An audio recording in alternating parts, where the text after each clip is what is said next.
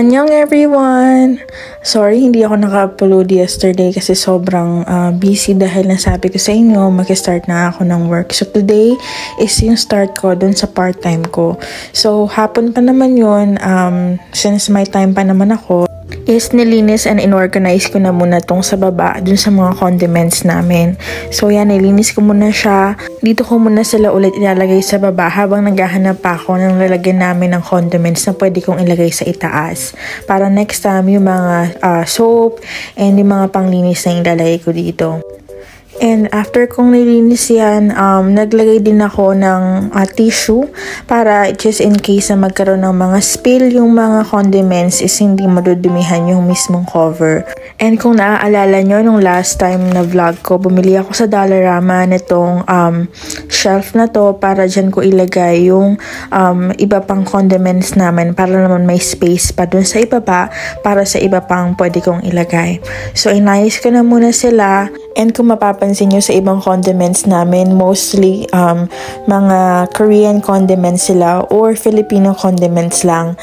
Naku, yung mga Filipino condiments dito, mura lang sa atin sa Philippines, pero dito ginto talaga. Kaya naman kapag may mga condiments din akong Filipino, medyo tinitipid-tipid ko rin sila. So far, yan yung mga condiments sa favorite ko. Nakahanap nga pala ako ng suka na yan and sobrang goods niya din. Ayan, nilinis ko na rin tong isa pang binili kong organizer para naman dito sa mga smaller condiments natin, yung Magic Sarap and yung mga Knorr cubes. Yung Magic Sarap, hindi ko pa nagagamit yan. Pero let's see kung saan ko siya pwedeng magamit na food.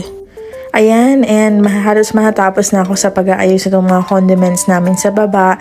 Mas malinis sila compare nung una dahil nga napalitan ko rin yung cover niya sa baba. And after nun, kumain na rin ako and nag-prepare na ako para dun sa part-time job ko. And habang nag-aayos nga ako dyan, dumating na rin si husband. So, dahil weekends ngayon, sabi niya mahahatid at sundo niya ako dito sa part-time job ko. So, sobrang tuwan-tuwa naman ako kasi hindi ko na kailangan mag-commute.